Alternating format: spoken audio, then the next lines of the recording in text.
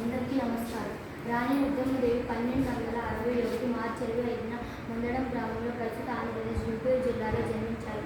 రాణి రుద్రమ్మదేవి పాలన కాలం నుండి 1968 నుండి 1989 వరకు కొనసాగింది. రాణి రుద్రమ్మదేవి గారు కాకతీయ వంశంలో గొప్ప పేరు తెచ్చిపెట్టిన